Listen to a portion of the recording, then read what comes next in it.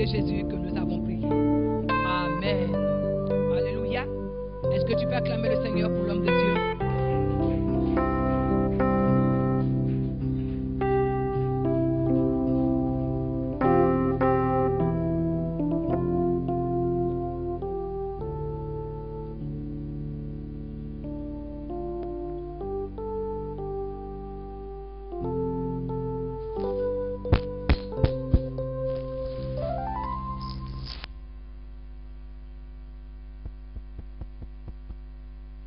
Nous te rendons toute la gloire, nous te bénissons, nous t'élevons, nous voulons te dire merci pour ta fidélité et pour ta bonté.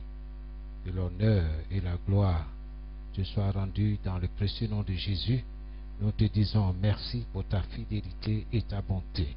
Reçois toute la gloire. Nous te disons merci encore une fois pour ta sainte présence. Ta parole déclare que là où 2 ou 3 sont assemblés en ton nom, tu es là au milieu d'eux. Nous te disons infiniment merci.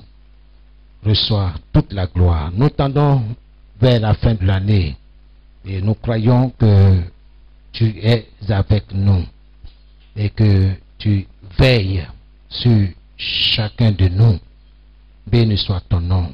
Nous saisissons cette occasion pour te dire merci pour nos bien-aimés qui sont en déplacement, que tu les protèges et que durant leur séjour dans leur localité, Seigneur, tu sois avec eux selon ta promesse.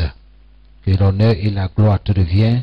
L'heure est venue où nous désirons être nourris, Seigneur, de ta parole, afin d'être affranchis.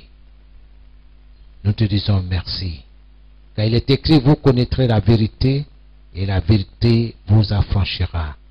Qu'il en soit ainsi pour chaque famille ici présente. Que l'honneur et la gloire te reviennent dans le nom de Jésus. Amen. Que Dieu vous bénisse. Que la grâce du Seigneur soit avec vous. Nous continuons d'invoquer le nom du Seigneur. Amen. Et nous sommes posé la question, quelle est la manière de rendre la parole de Dieu plus efficace dans notre vie? C'est là. Alors, nous avons vu la fois passée le fait que nous devons répondre de manière prompte, n'est-ce pas, à Dieu. Nous devons agir sur la parole de Dieu. Plusieurs ratent beaucoup de choses sans s'en rendre compte quand ils sont lents à agir sur la parole de Dieu. Beaucoup ratent beaucoup de choses quand ils tardent ou ils hésitent à répondre au Seigneur. Alors nous avons demandé ce que signifie le mot agir. Agir sur la parole de Dieu. Qu'est-ce que ça signifie? Et nous avons passé le temps à expliquer au moyen, n'est-ce pas, de la parole de Dieu. Nous avons eu à ce propos 8 versions de la Bible pour pouvoir comprendre, saisir ce que signifie agir sur la parole de Dieu. Amen. Et nous avons vu quelques exemples. Mais aujourd'hui, nous allons revenir sur ces exemples par la grâce de Dieu afin que nous comprenions. Amen. Je parle à quelqu'un ce matin. Donc nous avons dit, quelle que soit l'instruction que le Seigneur te donne, quelle que soit l'inspiration que tu reçois en étudiant la parole de Dieu ou en l'écoutant, l'enseignement ou la prédication à l'église, tu es encouragé, exhorté à répondre rapidement. Donc le thème, c'est exécutons la parole de Dieu. Exécutons la parole de Dieu. Exécute la parole de Dieu. Pratique la parole de Dieu. Mets en pratique la parole de Dieu. Fais ce qu'elle dit. Fais ce que la parole de Dieu dit. C'est ça notre terme. Tu es là ce matin pour comprendre cela, que Dieu veut que tu sois un exécuteur, quelqu'un qui met en pratique sa parole, quelqu'un qui obéit à sa parole, quelqu'un qui fait ce que la parole dit. Alors, nous avons dit, quand nous répondons rapidement à Dieu, Dieu, à son tour, nous répondra toujours aussi rapidement. C'est là où nous sommes arrêtés. Amen. Aujourd'hui, nous allons ouvrir la parole de Dieu dans 1 Thessaloniciens, chapitre 5, le verset 19. 1 Thessaloniciens 5, 19. Je vais lire dans 3 versions de la Bible. Je lis dans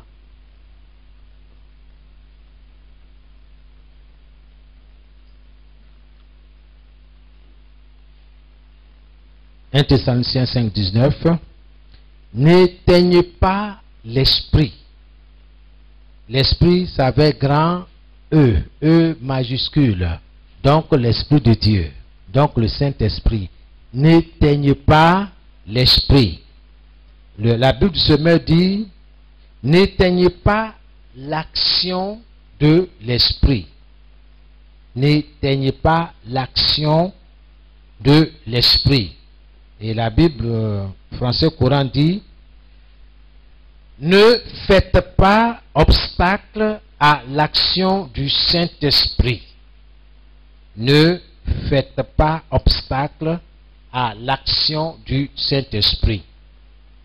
Et enfin, parole de vie, dit ceci, n'empêchez pas l'Esprit Saint d'agir.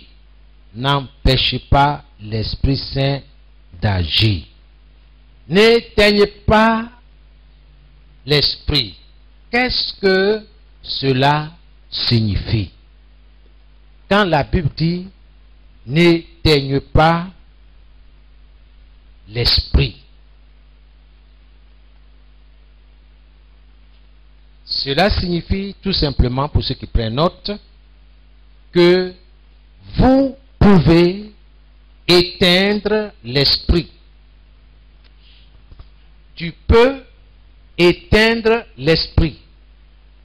Tu peux empêcher le Saint-Esprit d'agir dans ta vie, dans tes projets, dans ta famille, dans tout ce qui te concerne. Tu peux faire obstacle, obstruction. Tu peux empêcher l'Esprit de Dieu d'agir après qu'il ait essayé en vain, n'est-ce pas, de t'éveiller, de te rappeler. Souvent nous sommes là, le Saint-Esprit essaye de nous éveiller.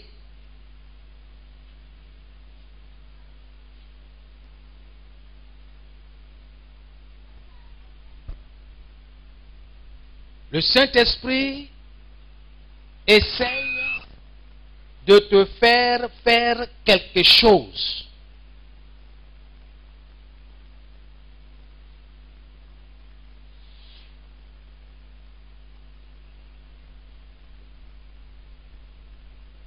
Pour laquelle tu hésites, pour laquelle tu mets du temps à répondre.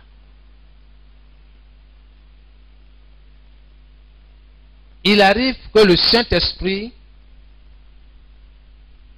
essaye de te rappeler quelque chose. Il essaye de t'amener à poser des actes, à entreprendre, à faire quelque chose pour laquelle tu mets du temps à exécuter.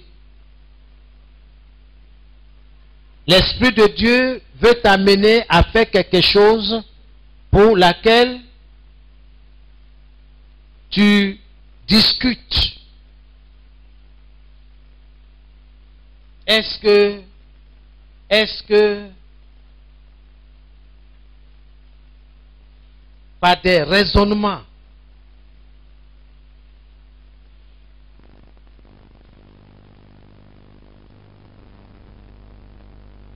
je vais dire à quelqu'un ce matin, vous qui prenez note,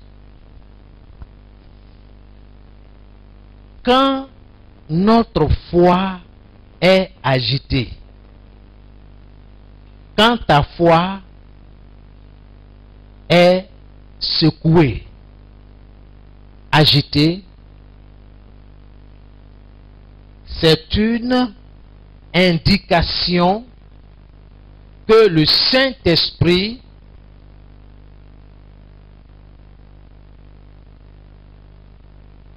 est à l'œuvre dans ta vie. Je le répète, quand notre foi est agitée, c'est une indication de l'Esprit de Dieu qui est à l'œuvre en nous.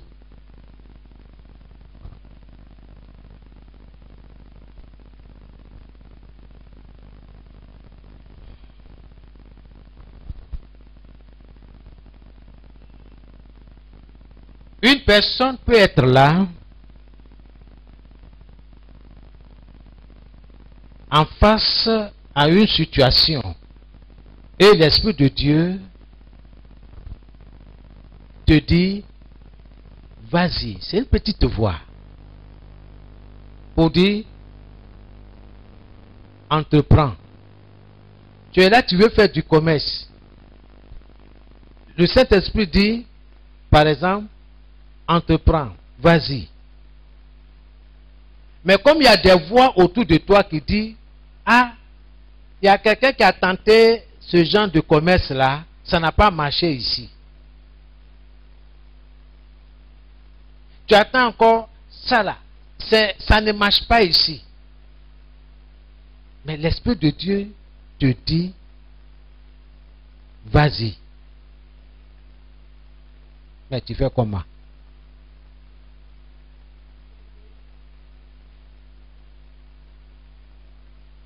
La parole de Dieu te dit, par exemple, dans Job 22, le verset 28, à tes résolutions répondra le succès. À tes résolutions répondra le succès. Ça dit, tout ce que tu décideras de faire réussira.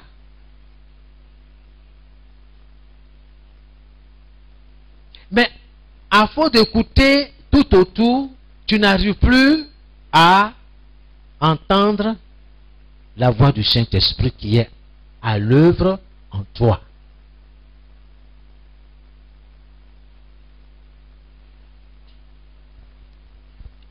Ne repoussons pas l'Esprit de Dieu, ne repoussons pas son œuvre en nous. Agissons immédiatement, quelle que soit l'instruction. Agissons immédiatement, quelle que soit l'orientation ou la direction que l'Esprit de Dieu donne. Même si cela semble ne pas être agréable au sens.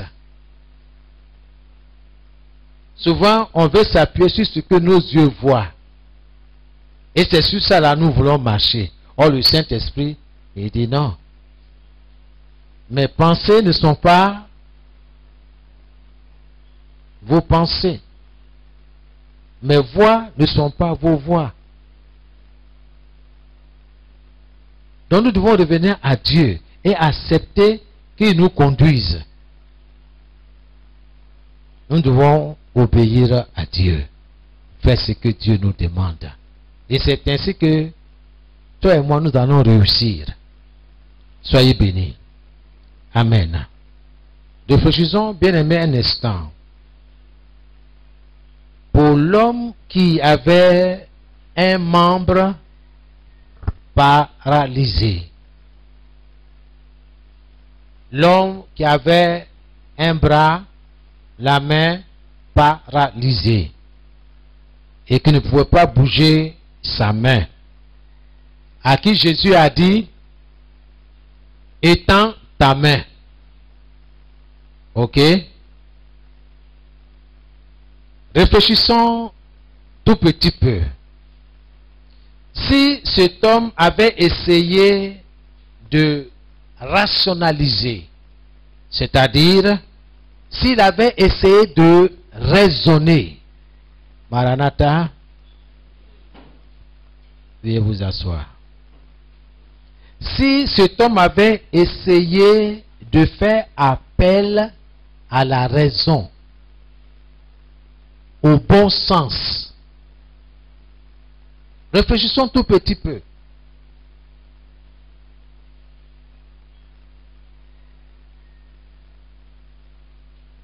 Au lieu de répondre à l'appel, n'est-ce pas, de Jésus. Si cet homme avait fait appel à ses 5 sens, peut-être il aurait perdu son miracle.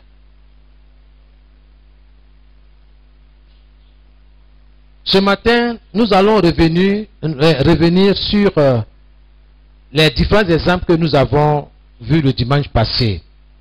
Et je demande à quelqu'un, un lecteur, pour bien comprendre de quoi est-ce que nous sommes en train de parler.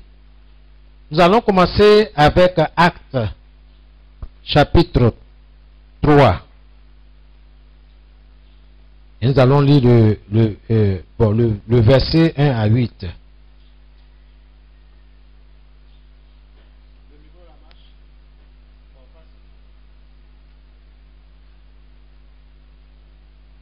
Actes.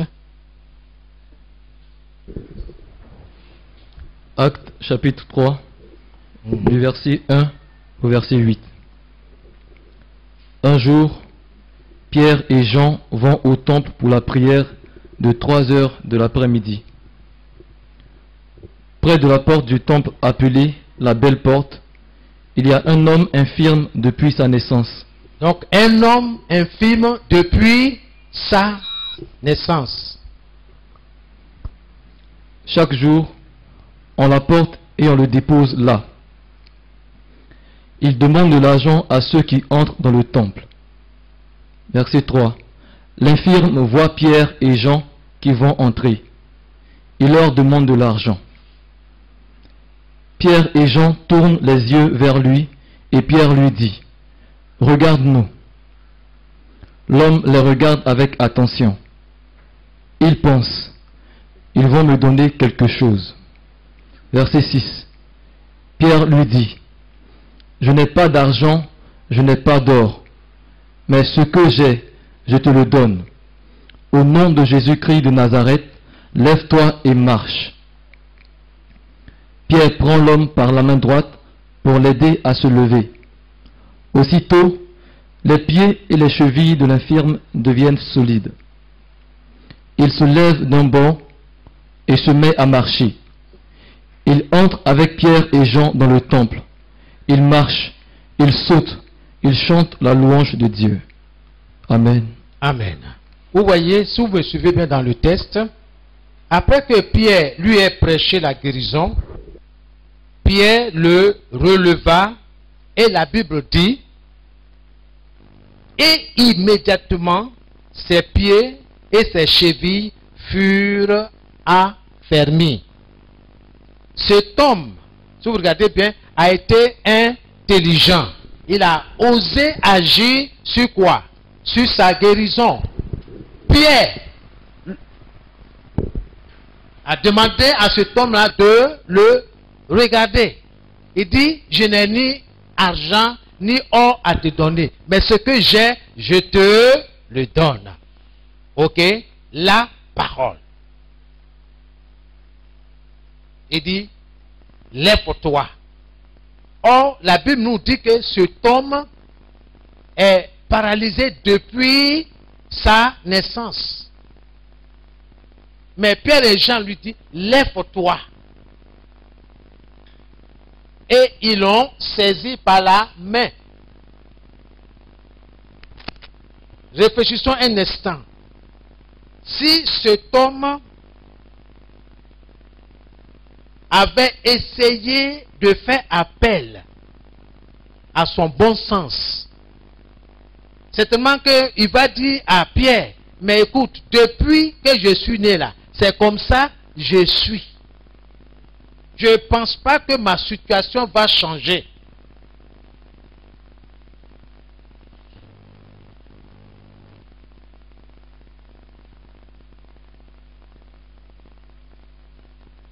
S'il avait pensé de cette manière, c'est certain qu'il aurait manqué à son miracle.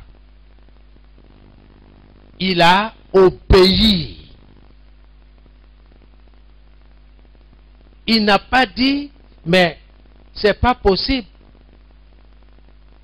Je ne connais pas ce que veut dire marcher, se tenir debout. Cet homme n'a pas réagi de cette manière.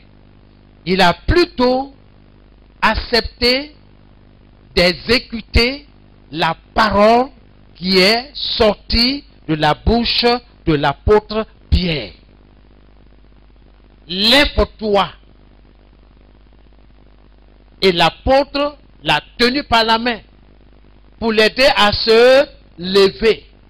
Or, depuis qu'il est né, il ne s'est jamais tenu debout.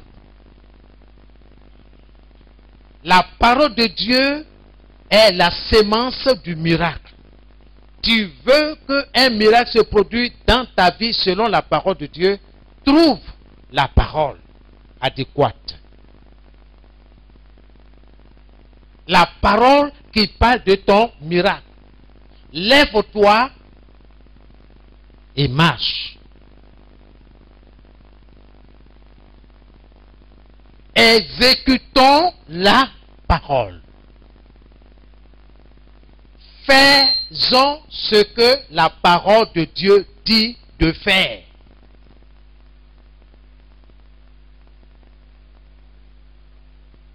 La balle est dans ton camp. Jésus a dit,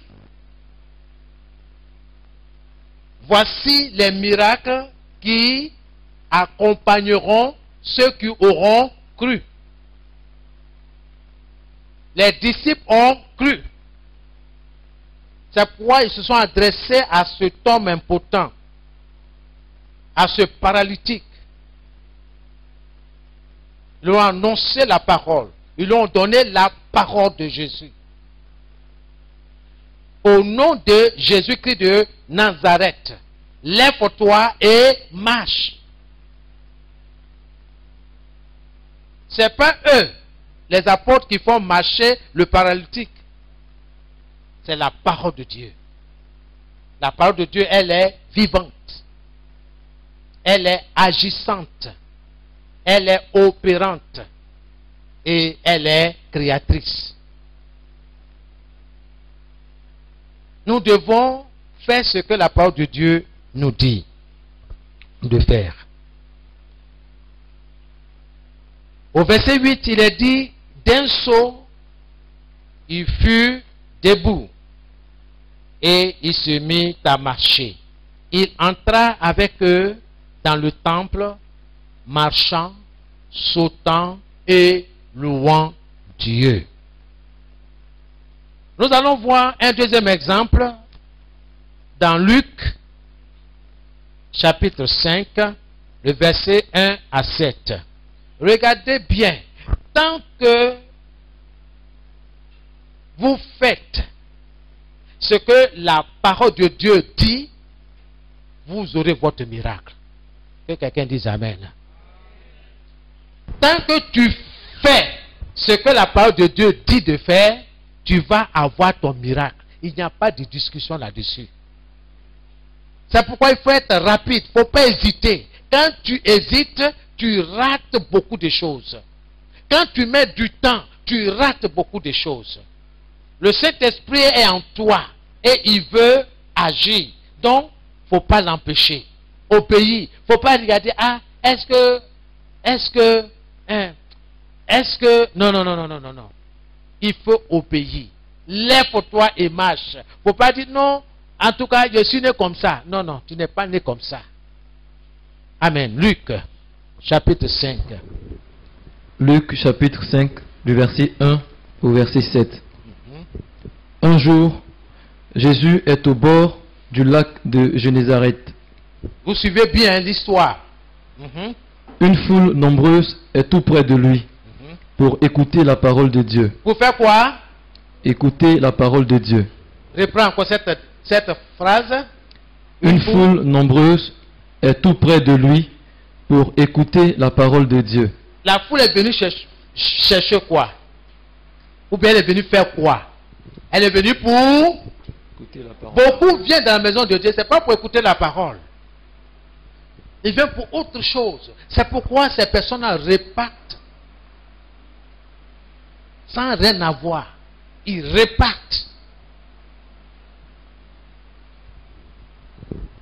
sans qu'aucun miracle ne soit produit dans leur vie.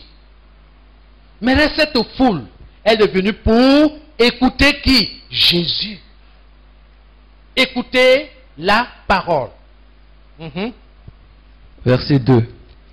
Jésus voit 2 barques au bord du lac. Jésus voit 2 barques au bord du lac. Les pêcheurs en sont descendus et ils lavent leurs filets. Jésus monte dans l'une des barques, celle de Simon. Il demande à celui-ci, éloigne-toi un peu du bord. Ok. Jésus a vu 2 barques. Ok. Et les pêcheurs étaient à côté en train de laver leurs filets. L'une des barques appartenait à Pierre. Ok. Et qu'est-ce que Jésus a dit? Qu'est-ce qu'il a dit à Pierre? Il demande à celui-ci, éloigne-toi un peu du bord. Jésus demande à Pierre de monter dans sa barque et de s'éloigner un peu du bord. Ok? Parce que lui-même, Jésus, il est assis dans la barque de Pierre pour s'adresser à la foule qui est venue, pas pour assister à un miracle. La foule ne s'attend même pas à un miracle. Ce n'est pas pour un miracle. Ce n'est pas pour voir des boiteux marcher. Ce n'est pas pour voir des guérisons. Non, la foule est venue pour écouter la parole de Dieu. À moins que je me trompe. C'est bien ça, dans votre version? La foule est venue pour écouter la parole. Bien-aimé, sans la parole de Dieu, il n'y aura pas de miracle. Par la parole de Dieu, Dieu amène toutes choses à l'existence. Par la parole de Dieu, tu peux changer autour de toi. Tu peux transformer. Parce que Dieu t'a donné le pouvoir de le faire. Parce que Dieu est avec toi. À tes résolutions répondra le succès. Tout ce que tu décideras de faire marchera, réussira. À mon nom, dit Jésus, vous ferez ceci et cela. À mon nom. Donc nous devons obéir aux instructions de Jésus. Et non de nous focaliser sur ce que nous entendons, ce que nous voyons, qui n'a rien à voir avec la parole de Dieu. Sois un exécuteur de la parole. Sois celui-là qui met en pratique la parole.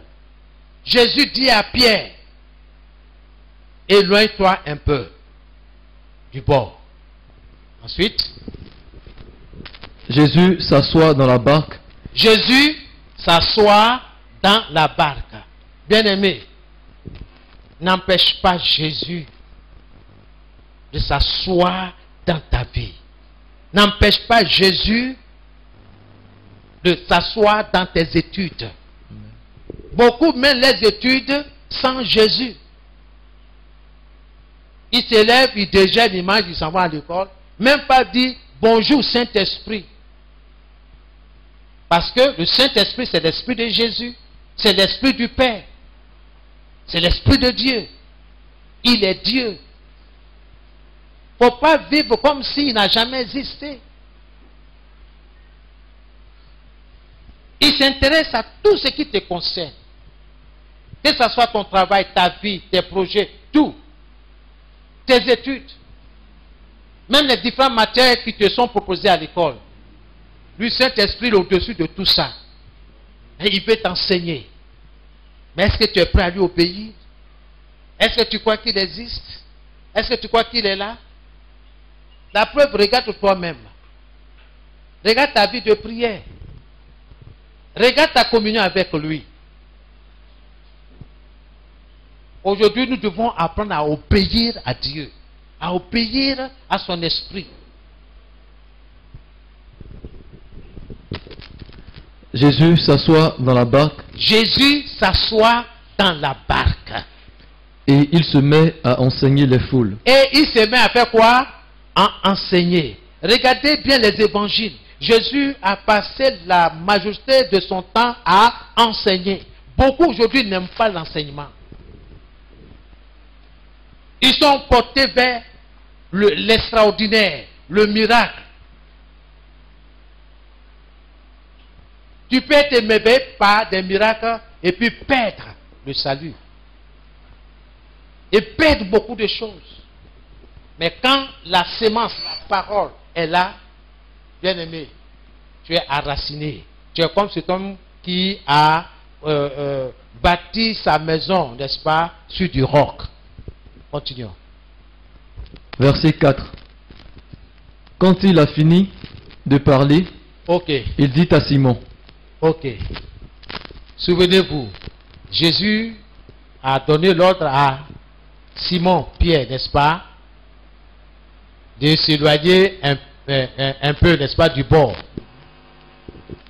Qu'est-ce que Simon a fait? Il a fait ou il n'a pas fait? Il a fait, il a obéi à la parole. Ok? Et Jésus s'est assis dans la barque. Et il s'est adressé à la foule. En l'enseignant. Ok? Donc Jésus donnait des enseignements. Il ne prêchait pas.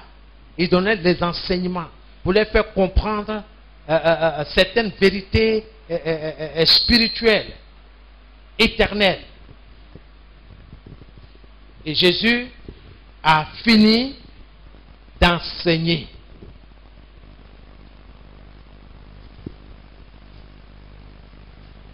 Continuons. Quand il a fini de parler, il dit à Simon. Ah, il revient encore à Simon. Avance là-bas où l'eau est profonde. Ok. Et jetez vos filets pour attraper du poisson. Ok. Il dit avancez là-bas. Là où l'eau est profonde. Jésus est en train de donner des instructions à Pierre. Est-ce que Pierre savait ce qui allait se passer? Non. Mon ami, obéis simplement à la parole de Dieu.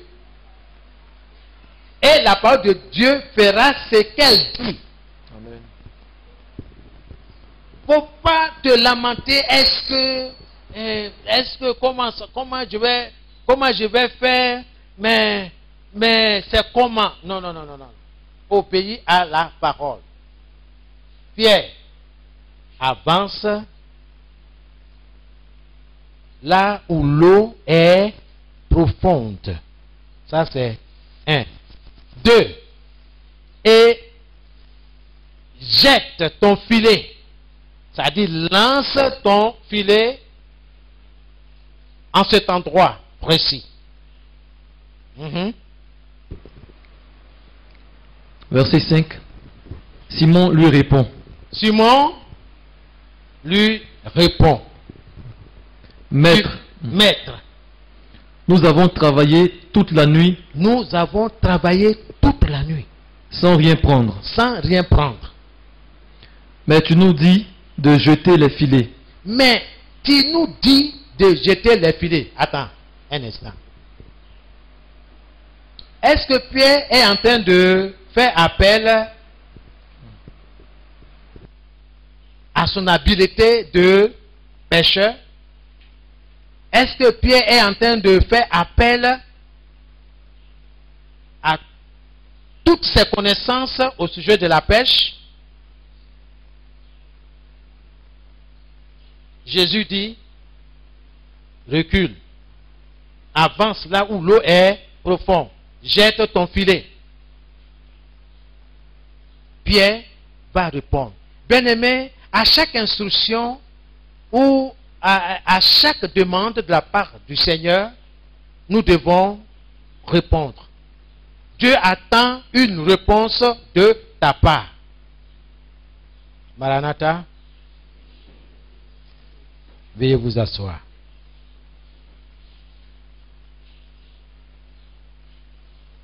Pierre dit à Jésus,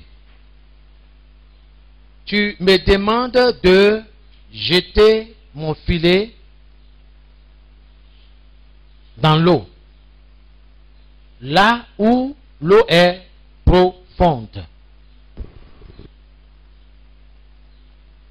Seigneur,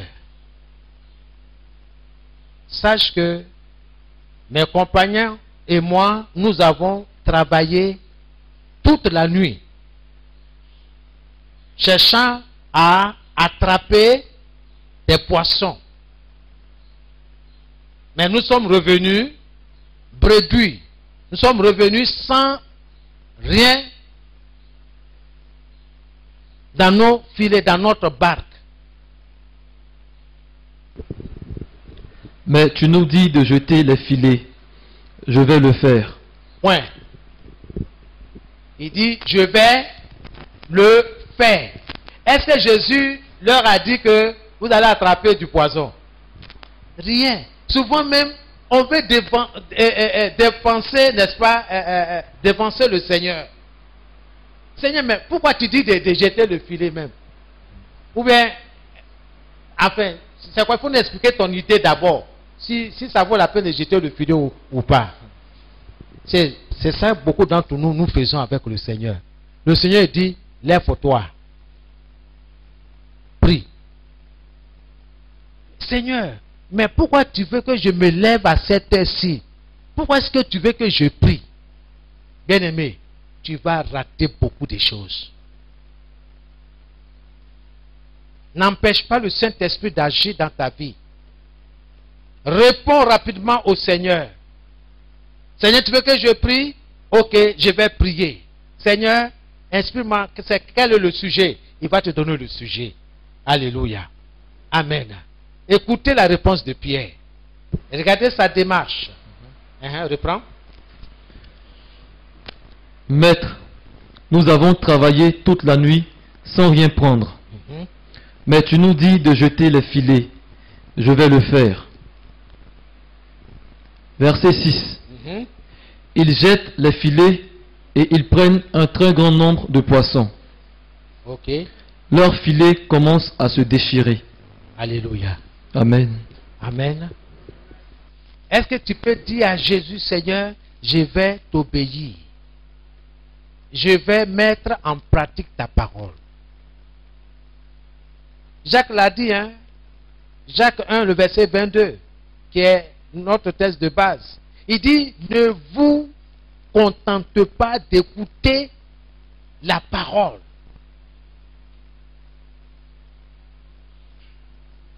En vous trompant vous-même par de faux raisonnements. Soyez au contraire prompts à agir sur la parole. Ça dit, soyez rapides à obéir, à faire ce que la parole dit. Pierre a dit, je vais faire ce que tu me demandes. Pierre n'a pas regardé l'échec d'hier, de la veille. Il n'a rien pris. Nous, on est parti en plein mer, au milieu de la mer. Nous n'avons rien pris. Mais tu dis un peu de venir un peu ici, là seulement, là, de jeter nos filets. Être ici, là même, il y a poisson. Depuis que nous sommes ici, voilà notre village, là. On connaît bien le lac. Ici, là, il n'y a pas de poisson ici. C'est au fond, au milieu du lac, là, qu'on peut trouver vraiment une bonne quantité de poissons. Pierre n'a pas dit ça. Certainement que tout le monde sait que là, il n'y a pas de poisson. Mais il n'a pas osé dire des paroles négatives.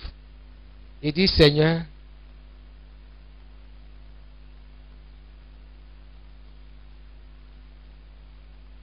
tu nous demandes de jeter nos filets, je vais le faire. Mais aussi, nous t'informons que toute la nuit, nous avons travaillé, n'avons rien pris. Mais comme tu nous demandes de jeter, nous allons répondre. Nous allons le faire.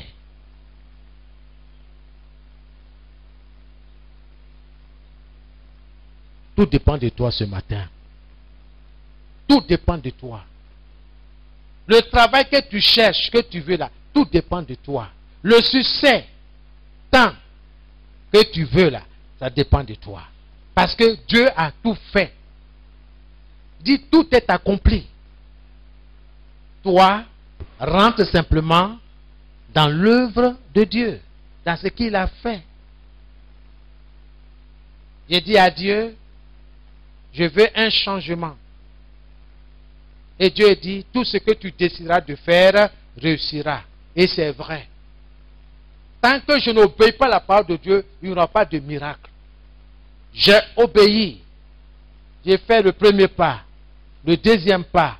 Je vois et j'attends des voix pour me retarder, pour me recaler, pour m'empêcher d'entrer dans ma destinée. Je vais rentrer. Je dis, Seigneur, j'ai besoin de la semence. Dieu donne. Et je sème. Je sais que dans peu de temps, je vais moissonner. Il ne faut pas regarder la souffrance. Il ne faut pas regarder les difficultés. Il ne faut pas regarder le chèque d'hier. Avance. Quelqu'un a dit que tu ne vas pas réussir. Quelqu'un a dit tu ne te marieras jamais. Ça, c'est toi qui le dis. Mais mon Dieu n'a pas dit son dernier mot. Élie Chama doit m'entendre. Il ne faut pas chanter pour chanter. J'écoute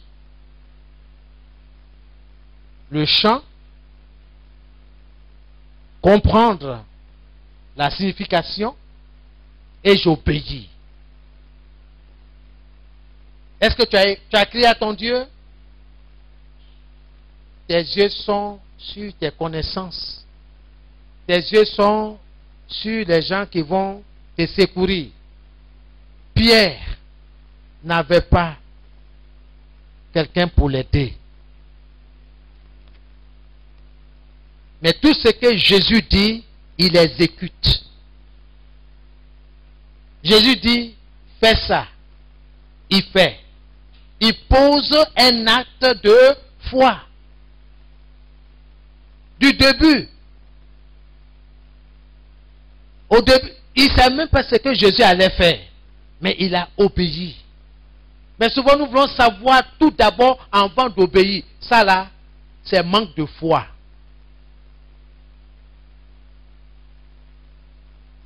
Dieu dit, certainement, je vais te bénir. Et puis tu es là, mais Seigneur, comment tu vas me bénir? Je veux ça, comment tu vas me bénir? Parce que je ne travaille pas. Mais Dieu dit, je vais te bénir. Où est ton problème? La manière il va faire là, est-ce que ça te regarde? Dieu dit, je vais te bénir. Il faut dire, Seigneur, Amen. Seigneur, que ta volonté soit faite. Mais tu veux savoir comment il va faire. Ah, certainement, le Seigneur va toucher mon cousin là. Parce que lui là, c'est un millionnaire. Il va le toucher. Ça, je m'ai gêné, prié pour que le Seigneur le touche. Au moins, s'il me donne 5 millions, je peux me lancer dans mes activités. Mon ami, Dieu n'est pas dans ça. On va voir tout ça là. Dieu n'est pas dans ça. Dieu veut que tu réponds.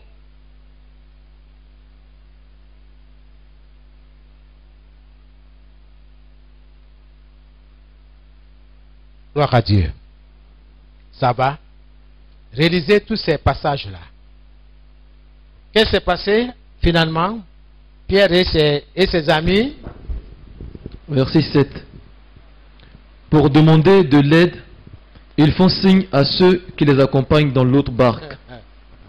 Jésus les a énormément surpris. Ceux-ci arrivent. Ils remplissent les 2 barques de poissons et les barques pleines s'enfoncent dans l'eau. Alléluia. Amen. Dieu fera au-delà même de ce que tu penses. C'est ce que sa parole de Dieu dit. Ce que sa parole dit. Il fera au-delà de ce que tu penses. Pendant moi-même, j'attendais 50 000 francs là. Le Seigneur m'a allé au-delà. Au moment où je me lamentais, il dit, mais comment je vais faire? Dieu dit, change de langage. L'Éternel est mon berger, je ne manque de rien. Oui, le bonheur et la grâce m'accompagnent tous les jours de ma vie.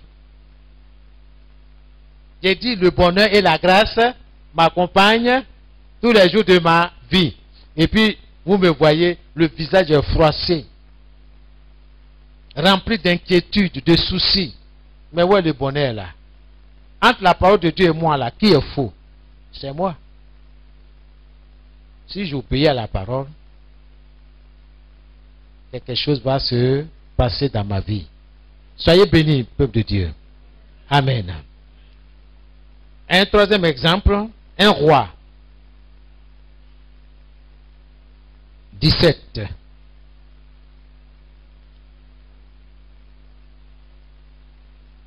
Le verset 9 à 10. 1 Roi, chapitre 17, du verset 9 à 10. Bon, ok. Ok, vas-y, je vais voir. 17. Verset 9. Pars, va dans la ville de Sarepta, près de Sidon. Tu habiteras là-bas. J'ai commandé à une veuve de cette ville de te donner à manger. Bon, allons-y. Il faut partir à partir du verset 7. C'est 7. Oui. Verset 7. Au bout d'un certain temps, le torrent de Kérit est sec, car la pluie s'est arrêtée de tomber dans le pays. Remonte encore. Verset 2. On va commencer. Verset 2. Oui. Le Seigneur adresse sa parole à Élie. À Élie le prophète. Dieu s'adresse à son serviteur, Élie le prophète. Pars d'ici. Pars d'ici. Quitte cet endroit. Va vers l'est. Va vers l'est. Et cache-toi. Et cache-toi. Près du torrent de Kérit. Voilà. Près d'une rivière. Qui est à l'est du Jourdain. Verset 4. Tu boiras au torrent. Oui. Et j'ai donné l'ordre au corbeau de t'apporter à manger.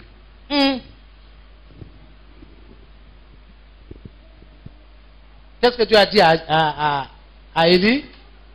J'ai ordonné L'ordre.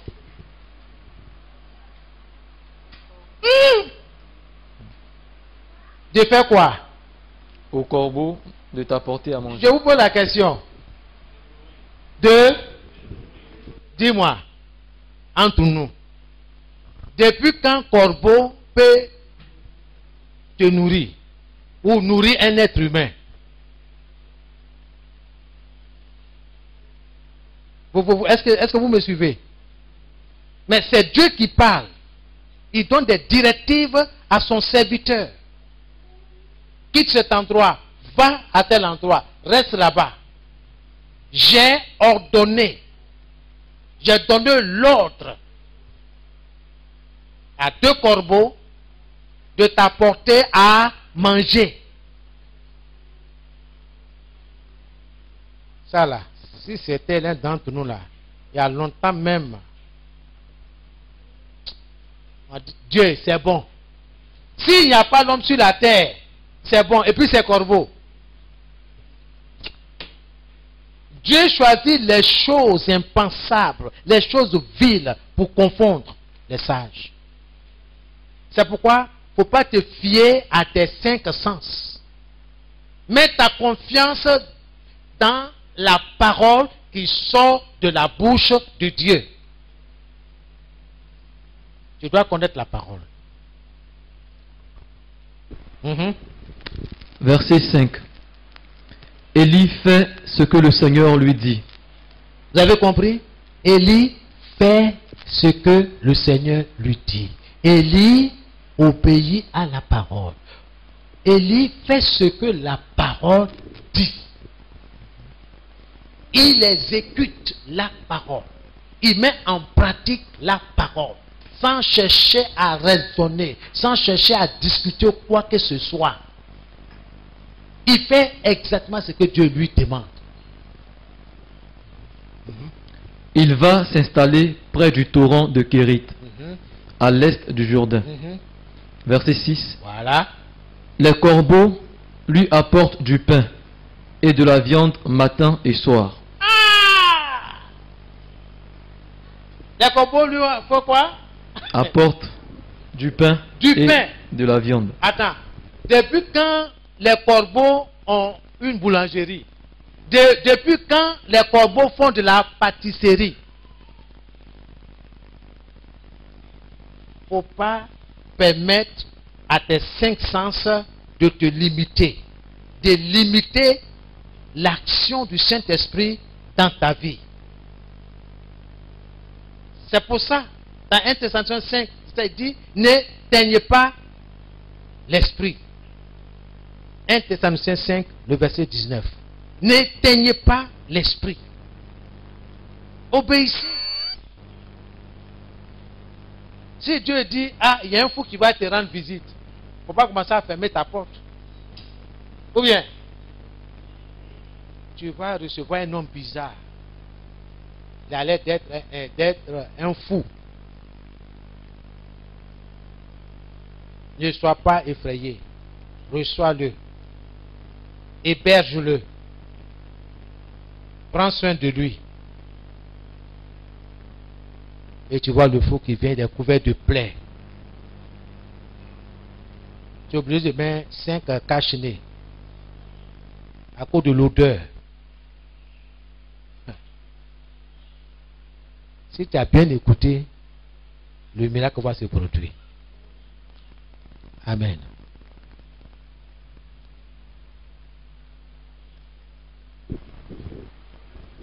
On continue l'histoire. Verset 7. Verset 7. Au bout d'un certain temps, le torrent de Kérit est sec, car la pluie s'est arrêtée de tomber dans le pays. Alors le Seigneur adresse sa parole à Élie. Il lui dit, pars, va dans la ville de Sarepta, près de Sidon.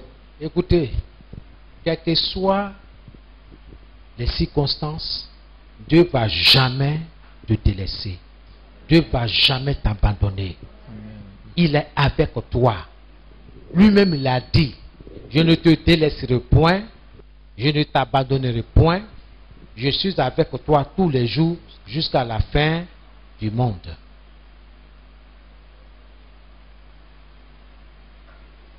Alléluia. Amen. Donc, s'il y a des moments difficiles, rappelle-toi de ceci. Parce que le Saint-Esprit va essayer de te rappeler ces paroles-là. Dieu a promis de ne jamais t'abandonner. C'est pas parce que ça fait 2 jours que tu n'as pas mangé, toi et tes enfants, que le Seigneur t'a oublié. Non.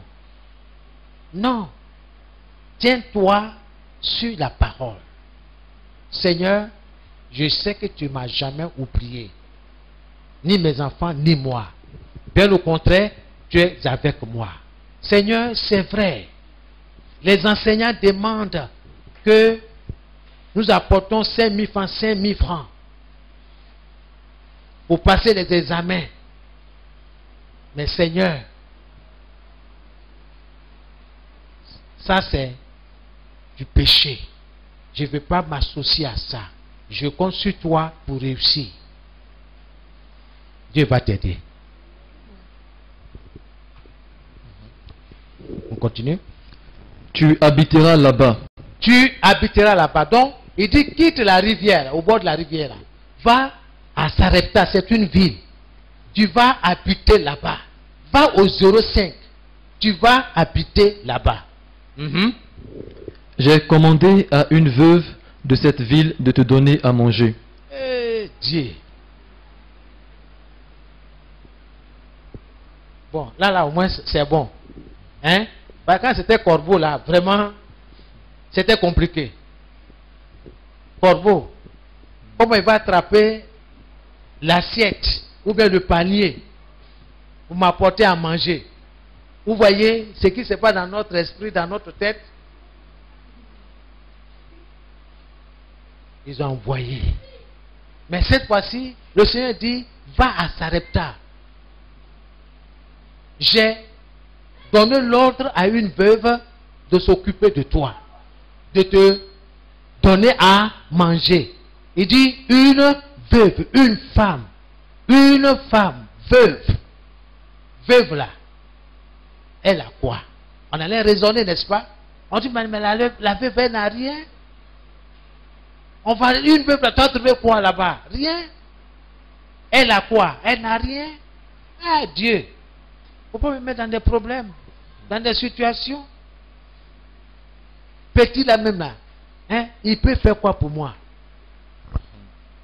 Dieu dit, va là-bas. J'ai donné l'ordre à cet enfant-là de faire quelque chose pour toi. Mais tu connais bien, tu vois là, dit, mais l'enfant, il peut faire quoi pour moi? D'ailleurs même là, ses parents, sa famille là, c'est chez nous là. Quand on avait là, c'est chez nous là, ils venaient manger. Maintenant, tu me dis d'aller là-bas. Dieu dit, il faut aller là-bas. J'ai donné l'ordre à cet enfant de s'occuper de toi. Il dit non.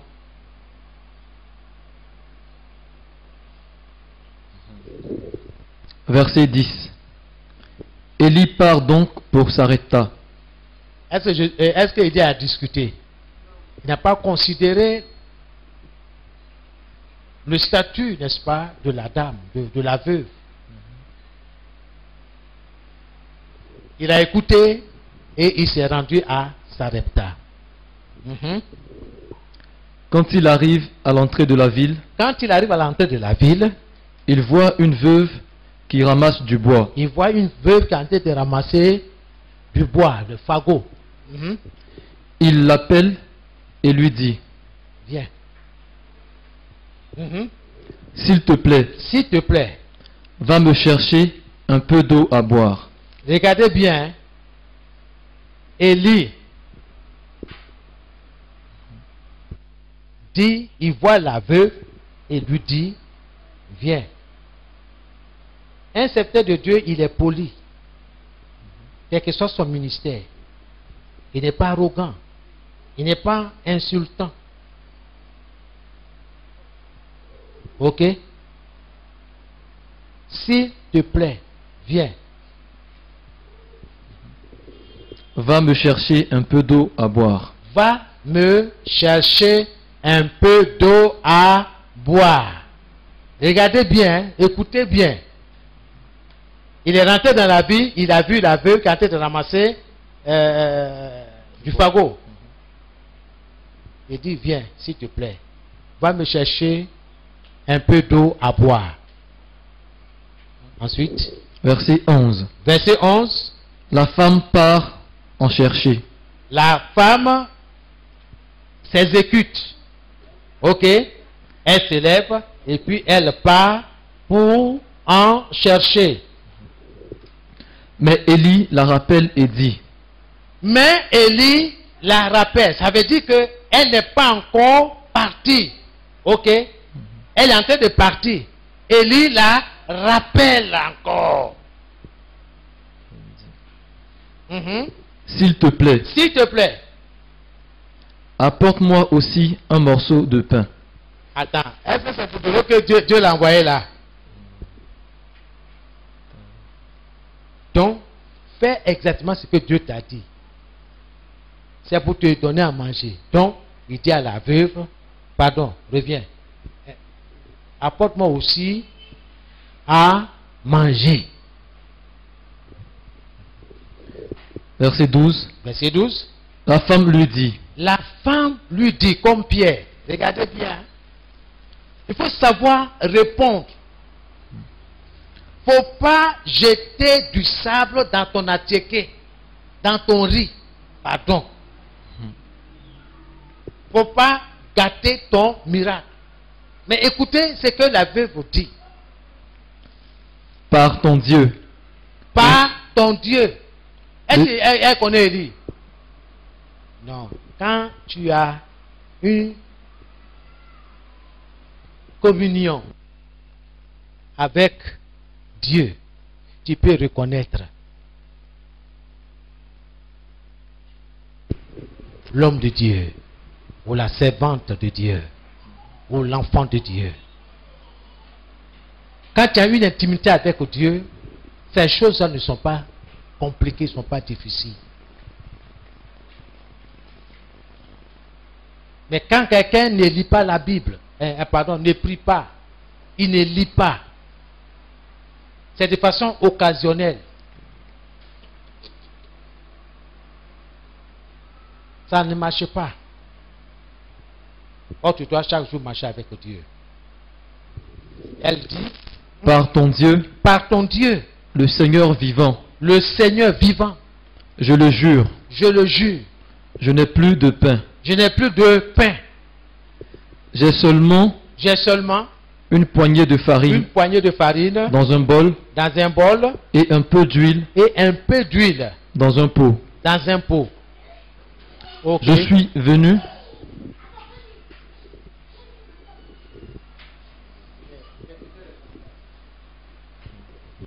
Oui. Je suis venu ramasser 2 morceaux de bois. Puis je vais rentrer à la maison et préparer ce qui reste pour mon fils et moi. Amen. Vous voyez, elle dit au prophète Élie, vous suivez, regardez ici s'il vous plaît.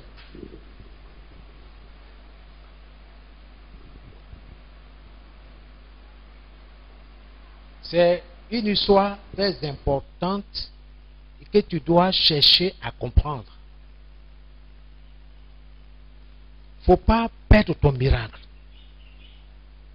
La veuve dit à l'homme de Dieu,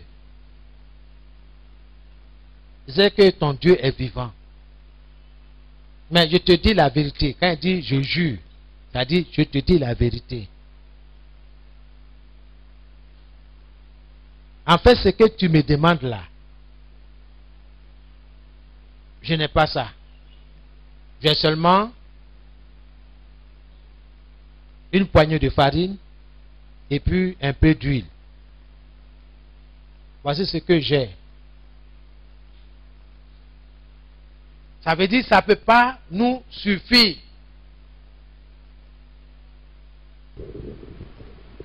Je suis venu ramasser 2 morceaux de bois. Je suis venu ramasser des morceaux de bois.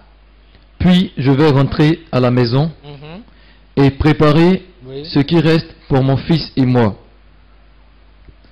Continue. Nous mangerons ensuite nous mourrons. Oui. Verset 13. Élie répond à la femme. Ok. Donc, voici le programme de la femme. On voit, ça c'est notre dernière farine, c'est notre dernière huile. Mon fils et moi, nous allons manger et nous allons attendre la mort. Mais l'homme de Dieu va dire quelque chose. N'aie pas peur. N'aie pas peur. Rentre chez toi Rentre chez toi. et fais ce que tu as dit. Fais ce que tu as dit. Elle a dit quoi? Elle a dit que elle va préparer. Ok? Elle et son fils vont manger. Et après, c'est la mort. Mais Élie dit non, va préparer. Va donner des instructions. Seulement, avec ce qui te reste, Avec ce qui te reste, bien aimé, faut pas maudire le peu qui te reste. Eh, mes pauvres 500 francs là, est-ce que ça va nous suffire? Faut pas maudire ton argent. Seigneur, merci, avec les 500 francs là, nous allons terminer la semaine au nom de Jésus. Alléluia. Quelqu'un là-bas, il a entendu le frère parler comme ça. Il dit, mais vraiment, quand quelqu'un a faim là, il devient fou façon. C'est pas ça? Est-ce que tu attends ce qu'ils disent dans les maisons là? Il dit, oh Dieu, merci, avec 500 francs, on va terminer la semaine. Ils sont devenus fous dans les maisons. Non. La parole de foi. Continuons. prépare-moi d'abord. Prépare-moi d'abord. C'est ce que Dieu a dit. Prépare-moi d'abord. J'ordonnais à cette femme-là de te nourrir. Prépare-moi d'abord à manger. Une petite galette, Une petite galette. et tu me l'apporteras. Et tu me l'apporteras. Ensuite, Après, tu en prépareras tu en prépareras une autre une autre pour ton fils et pour pour ton toi. fils et pour toi. Verset 14. Verset 14. En effet, voici ce que dit le Seigneur, Dieu d'Israël. Dans le bol, la farine ne manquera pas. Amen. Amen. Dans le pot, l'huile ne diminuera pas, jusqu'au jour où moi, le Seigneur, je ferai tomber la pluie sur la terre. Amen. Et c'est ce qui s'est passé. Dieu fera ce qu'il a dit. Quand Dieu dit, je suis ton berger, crois, maintiens cette parole. Seigneur, tu es mon berger. Vois le Seigneur comme celui qui te conduit vers des verts pâturages. Vois le Seigneur qui te dirige dans tes affaires, dans tes activités commerciales ou professionnelles, ou même dans tes études. Il le fera. Mes amis, c'est la vérité. Mais la balle est dans ton camp. À tes résolutions répondra le succès. Job 22, 28. Et le dernier, c'est dans Jean 11, 38 à 44. Jean 11, 38 à 44, c'est le dernier. Jean chapitre 11, du verset 38 au verset 44. Mais avant ça, je vais vous exhorter. Ne considère pas ce que les hommes considèrent. Regarde ce que Dieu te dit, ce que Dieu te révèle, ce que Dieu te montre. Obéis et tu vas voir le miracle. Jean 11. De nouveau, Jésus est bouleversé et il part vers la tombe. C'est une grotte avec une grosse pierre placée devant l'entrée. Bon, commence au verset 34. Verset 34. Il demande, où est-ce que vous l'avez mis? Ok, vous connaissez l'histoire. Marthe et Marie ont envoyé une délégation vers Jésus pour lui dire que son ami Lazare est malade. Ok? Et Jésus a reçu la délégation et la délégation est repartie. Mais Jésus n'a pas bougé. Il est resté là-bas pendant 3 jours. Après les 3 jours, maintenant il s'est levé pour répondre au rendez-vous de Marthe et de Marie. Mais Lazare est mort. Et Jésus n'est pas rentré au village, mais il est hors du village. Et il a fait appel à Marthe. Il a envoyé quelqu'un pour dire qu'il est là. Continue. Ils lui répondent, Seigneur, viens et tu verras. Donc, puisque Lazare est mort, Jésus demande à ceux qui sont venus le voir, où l'avez-vous mis? C'est-à-dire, vous avez mis le corps de Lazare. Pose une question. Où l'avez-vous mis? Et la foule répond, le peuple répond, Seigneur, viens voir. Continue. Verset 35. Jésus se met à pleurer. Jésus se met à pleurer. Les Juifs disent, regardez, il aimait beaucoup Lazare. Mais d'autres disent, il a ouvert les yeux de l'aveugle et il n'a pas pu empêcher Lazare de mourir. Attends. Elle va tout le temps à l'église. Mais son commerce là, ça ne marche pas. Tout le temps, c'est elle qui prie. C'est elle qui rend témoignage.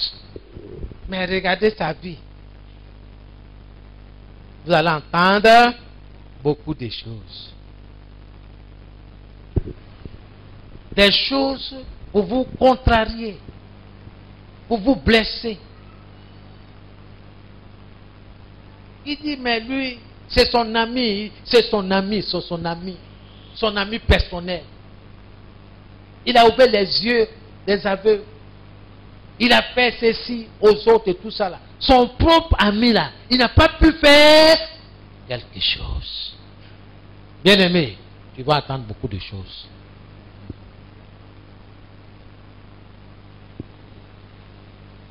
Tout ce que tu décideras de faire réussira. Qu'est-ce que tu décides? D'écouter ces gens-là, tu risques d'échouer. Mais tu ne vas pas échouer dans le nom de Jésus. Amen. Verset 38. De nouveau, Jésus est bouleversé et il part vers la tombe. Il part vers la tombe où le peuple, la foule, l'a indiqué, où ils ont déposé le corps de Lazare. C'est une grotte avec une grosse pierre placée devant l'entrée. Suivez bien l'histoire. Jésus dit, enlevez la pierre. Jésus dit quoi? Enlevez la pierre. Mais dans la grotte là, qui est là-bas? Qui est là-bas? Lazare. Quel genre de Lazare? Lazare mort. Le corps de Lazare. Ok. Mais le corps est comment? Décomposé. Bon, ok. On va voir la suite de l'histoire. Marthe, la sœur du mort, lui dit. Jésus a dit d'abord. Il a dit quoi? Ôtez la pierre. Ok. Et les gens ont exécuté, n'est-ce pas? Les gens sont allés pousser, dégager la pierre. En même temps, au même moment, il y a quelqu'un de la famille, un proche, qui dit à qui? À Jésus. Ce quelqu'un-là veut faire obstruction. N'éteignez pas l'esprit. N'éteignez pas l'action du Saint-Esprit. N'empêchez pas l'Esprit de Dieu d'agir. Marthe fait arrêter l'action du Seigneur. Le Seigneur dit ôtez la pierre. Mais ce n'est pas ce que le Seigneur va faire. Il dit ôtez. Et les gens sont allés. Pendant qu'ils sont en train de s'exécuter, Marthe ouvre la bouche pour dire quoi? Seigneur, Seigneur, il doit déjà sentir il doit mauvais. déjà sentir. C'est-à-dire qu'il est pourri. Il est en décomposition.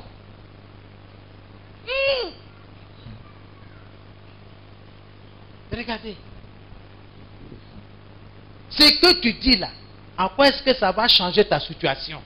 Si ce que tu vas dire là ne va pas changer ta situation, il faut fermer. Il faut se taire. Ne rien dire. Et regarder au Seigneur. Il est dans la tombe depuis 4 jours. Il est dans la tombe depuis 4 jours. Ça fait 5 ans que je suis dans ce business-là. De bananes braisées. De aloko. Ça ne marche pas. Ça fait 5 ans que je suis dans cette affaire-là. Ça fait 3 ans que je dépose mes dossiers par-ci, par-là. Personne ne veut m'écouter. Personne ne veut me prendre, m'embaucher. Je suis fatigué. C'est ça, Marthe. Verset 40. Mais Jésus lui répond. Vous voyez, le Saint-Esprit va essayer de te rappeler quelque chose. Je t'ai dit, Je t'ai dit, si tu crois, si tu crois, tu verras la tu gloire verras de Dieu. La gloire de Dieu. Marthe, rappelle-toi. Rappelle-toi de mes enseignements. Je t'ai dit, si tu crois, tu verras la gloire de Dieu. On enlève donc la pierre. On enlève donc la pierre.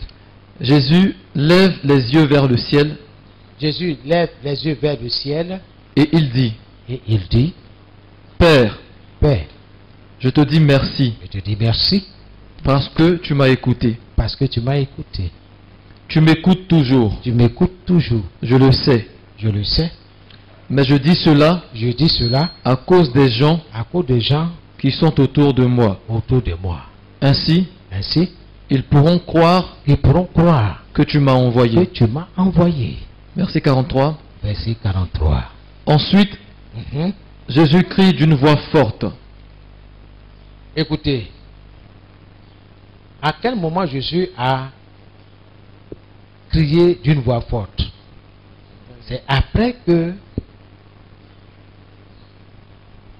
les gens aient ôté la pierre.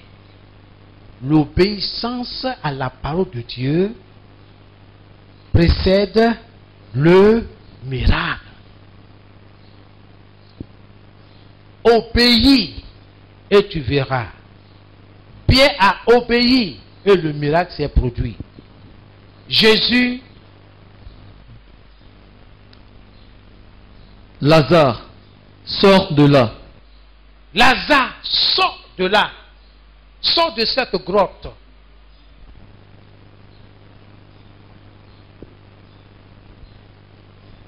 Verset 44. Je viens. 1 Timothée 4, le verset 5, dit quoi? Tout est sanctifié par la parole de Dieu et par la prière. En d'autres termes, tout est béni par la parole de Dieu et par la prière. Ok? J'obéis à cette parole qui me dit tout est béni par la parole de Dieu et par la prière. Donc, mes marchandises, soyez bénis au nom de Jésus. Ok? J'obéis à la parole. Je mets en pratique la parole. J'agis sur la parole au sujet de mes marchandises. soyez bénis au nom de Jésus. Parce que Dieu dit, bénis mes enfants, bénis mon peuple. Donc quand je vais dire, soyez bénis au nom de Jésus. Et Dieu vous bénit.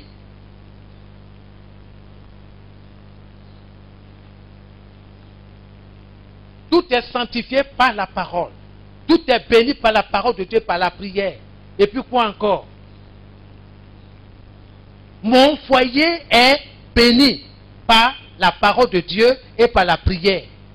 Je bénis mon foyer au nom de Jésus. Je bénis mes enfants au nom de Jésus. Je bénis mon épouse au nom de Jésus. Je bénis tous les membres de ma famille au nom de Jésus. Le faisant ainsi, je mets en exécution la parole. Et la parole fera ce qu'elle dit. Et elle va bénir mon foyer. Elle va bénir les membres de ma famille. Elle va bénir tout ce qui sort de ma bouche. Elle va bénir. Parce que c'est la parole de Dieu. La parole de Dieu ne peut pas retourner à Dieu sans avoir accompli la volonté du Seigneur. Donc, ne dites pas autre chose. Dites ce que vous avez appris de la parole. Mettez en pratique, vous verrez. Amen. Jésus dit à Lazare,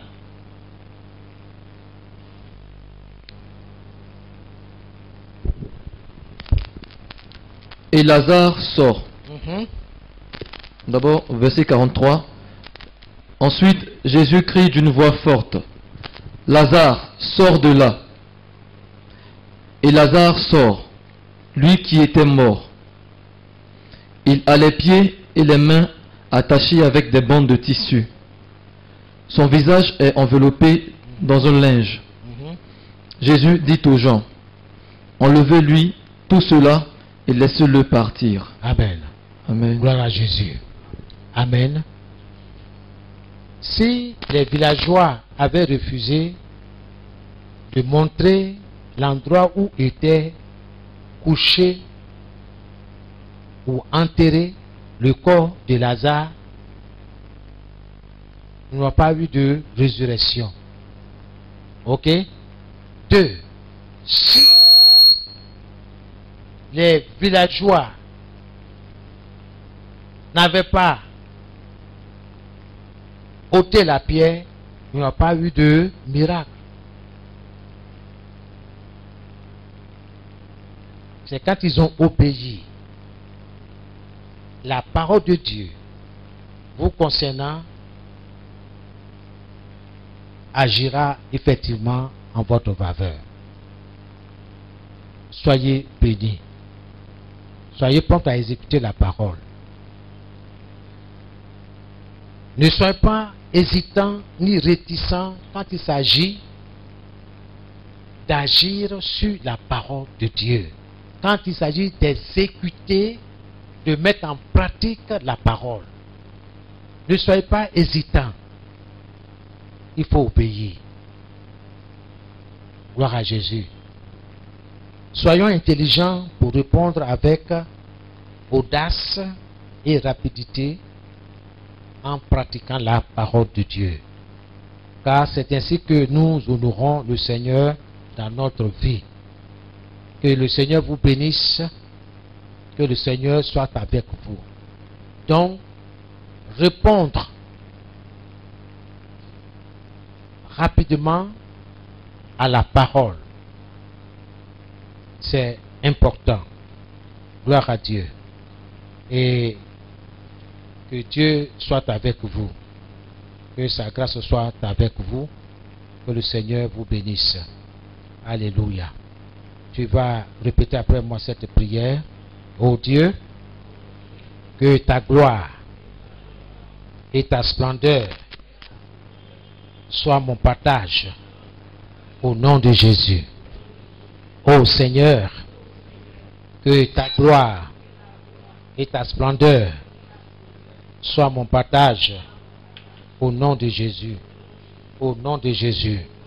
Que ta gloire et ta splendeur soient le partage des membres de ma famille, au nom de Jésus. Père Céleste, je suis prompte à agir sur ta parole et fais en sorte qu'elle produise en moi le message qu'elle porte. Je prospère par la parole dans mes activités commerciales, professionnelles. Je prospère par la parole dans mes finances. Au nom de Jésus, je prospère par la parole dans ma santé. Au nom de Jésus, je prospère par la parole dans mon travail. Au nom de Jésus, je prospère par la parole dans mes projets. Au nom de Jésus, je déclare solennellement que je prospère par la parole dans ma famille. Au nom de Jésus, dans mes études. Au nom de Jésus, je déclare que la parole de Dieu me fait du bien. La parole de Dieu est une lampe sur ma route, sur mon sentier. Et je prospère par la parole. Au nom de Jésus. Seigneur, j'ai choisi de prospérer par la parole. Par la parole. J'ai choisi de prospérer par la parole. Au nom de Jésus. Au nom de Jésus que j'ai prié. Amen. Maintenant je vais prier pour Seigneur, je te rends toute la gloire. Que ton peuple soit prospère par la parole. Au Saint-Esprit, aiguise leur foi par la parole. Donne-leur la force d'exécuter la parole.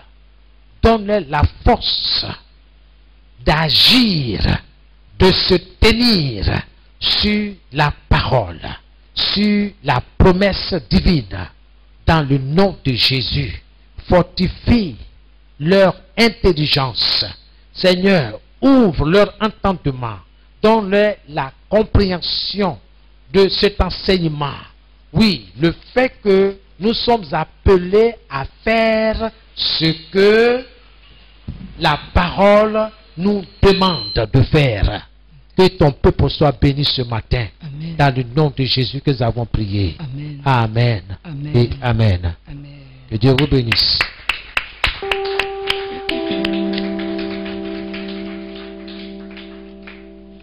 Alléluia. Bien-aimés, nous avons écouté la parole et je crois qu'elle nous a énormément fait de bien. Dans ce message, il est question du Saint-Esprit. C'est avec lui que nous devons coopérer. Tout ce que nous devons faire, nous devons d'abord le consulter afin qu'il nous oriente. Voilà un peu le résumé de ce que nous avons appris ce matin. Alors de là où tu es assis, bien-aimé, tu vas te tenir debout. Tu vas bénir la vie de l'homme de Dieu. Et tu vas demander à Dieu de continuer d'inspirer son serviteur. Que son esprit soit son conducteur. Afin que la parole que nous recevons ici nous fasse toujours du bien. Nous prions. Éternel Dieu Tout-Puissant, ce matin encore nous avons été enrichis par ta sainte parole, sortie de la bouche de ton serviteur, mais inspirée par ton esprit. C'est pourquoi, Père, nous élevons la voix avec toi pour te dire merci pour cette sémence que nous avons reçue, la sémence du Saint-Esprit. Seigneur, ta parole nous demande de coopérer avec toi. Et voilà ton serviteur, Seigneur, qui nous a révélé ces choses. Et c'est pourquoi nous prions encore, Seigneur, pour que tu te souviennes de lui. Bénis ton ministère. Bénis sa vie de tous les jours. Bénis, Seigneur, sa maisonnée. Que toute la gloire te revienne, Papa, pour tout le temps qu'il a passé devant toi pour préparer ce message. Chaque seconde, chaque minute, chaque heure passée dans ta présence, nous prions, Seigneur, que tu te souviennes de ce moment et que ton serviteur en retour soit béni. Et nous qui avons écouté ce message, aide-nous, Seigneur, à le conserver, Seigneur, dans notre cœur. Nous voulons que cette parole soit un trésor dans notre cœur, Seigneur, pour que nous puissions la méditer nuit et jour, afin de marcher selon elle. Que toute la gloire te revienne, dans le nom de Jésus que nous avons prié. Amen. Un grand jour s'est levé, Dieu nous a visités. Voici les temps nouveaux, chantons gloire à l'agneau. Et sur le monde entier, le grand jour s'est levé, le Saint-Esprit est là. Le Saint-Esprit est là. Le Saint-Esprit est là. Le Saint-Esprit est là. La mort a disparu. Se donne un salut. Et sur le monde entier. Et sur le monde entier. Le grand jour s'est levé. Le Saint-Esprit est là. Encore le Saint-Esprit est là. Le Saint-Esprit est là. Le Saint-Esprit est là. La mort a disparu. Se donne un salut. Et sur le monde entier, le grand jour s'est levé. Le Saint-Esprit est là. Le grand jour s'est levé. Dieu nous a visités. Voici le temps nouveau. Chantons gloire à l'agneau. Et sur le monde entier, le grand jour s'est levé. Le Saint-Esprit est là. Le Saint-Esprit est là. Le Saint-Esprit est là. Le Saint-Esprit est là. La mort a disparu. Se donne un salut. Et sur le monde entier, le grand jour s'est levé. Le Saint-Esprit est là. Est-ce que tu peux acclamer très fort le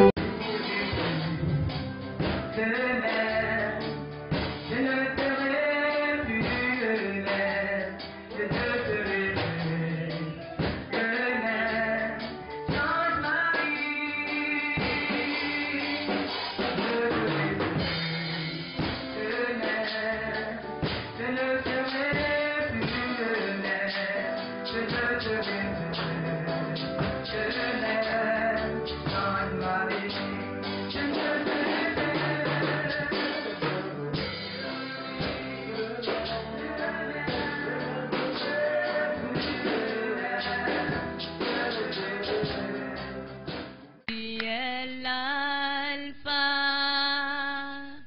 et l'oméga.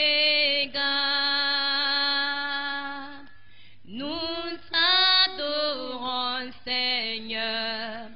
Tu es digne de louange. Tu es l'alpha. On le chante ensemble. Et l'oméga.